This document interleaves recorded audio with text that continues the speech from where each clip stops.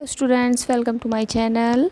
आज हम class 10th की मैथ्स से एक्सरसाइज 9.1 से क्वेश्चन नंबर 2 सॉल्व करने वाले हैं, जो कि त्रिकोणमिति का एक क्वेश्चन है। और इस प्रकार के क्वेश्चन सॉल्व करने में मैंने देखा है बच्चों को अक्सर ही प्रॉब्लम आती है। आज मैं पूरा प्रयास करूंगी कि इस प्रकार के क्वेश्चन में अब आपको कोई भी प्रॉब्लम ना आए।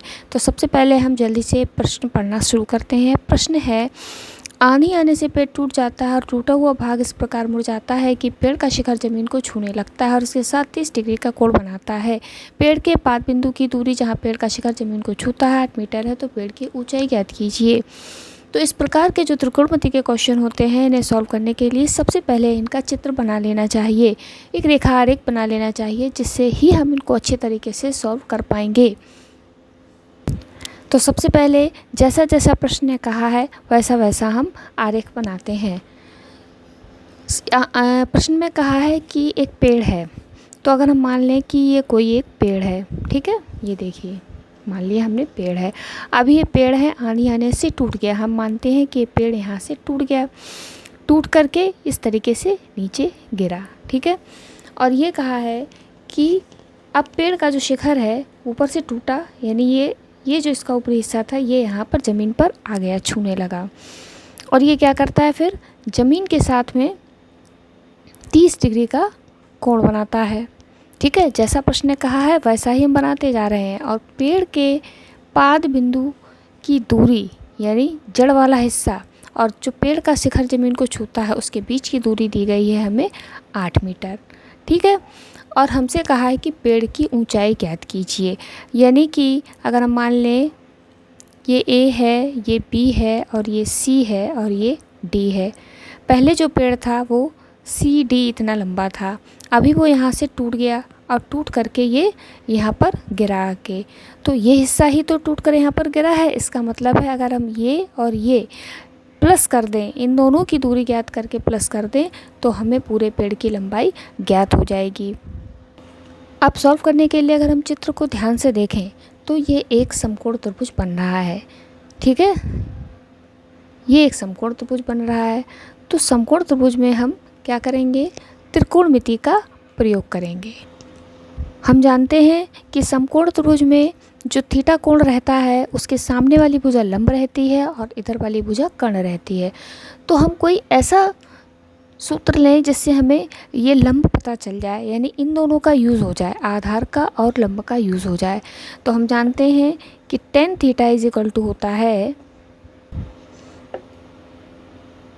लंब बटे आधार, ठीक है ना।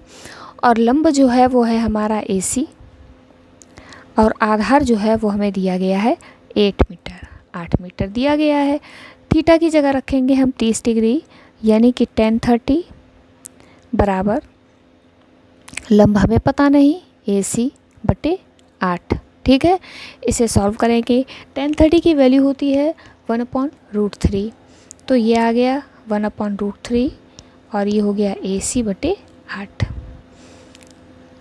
ठीक है। ये वैल्यू याद करने के लिए आपकी बुक में टेबल दी गई होगी जिसमें सबकी वैल्यू दी गई है, आपको उसे याद करना पड़ेगा, अदरवाइज़ आप ये क्वेश्चन सॉल्व नहीं कर पाएंगे। तो AC बराबर हो जाएगा 8/√3।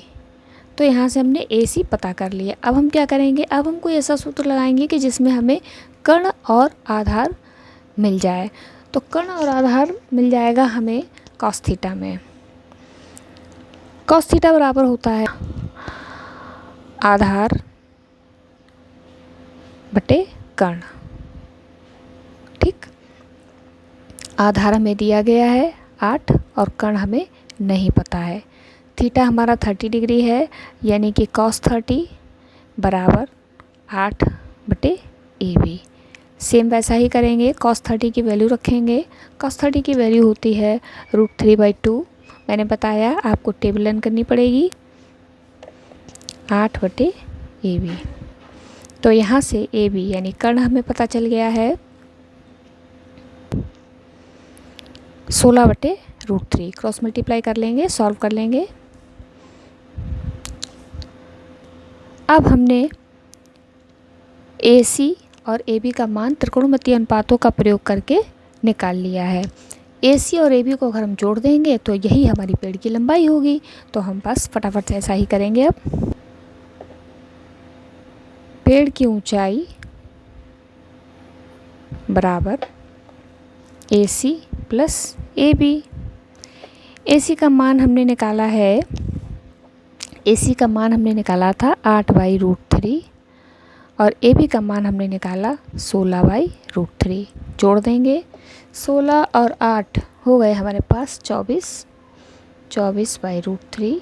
करने को हल कर लेंगे, √3 का ऊपर नीचे गुणा करेंगे तो ये हो जाएगा हमारे पास 24√3 बटे ये √3 पूरा 3 हो गया, 3 अट्ठे 24 यानी कि 8/8√3 मीटर।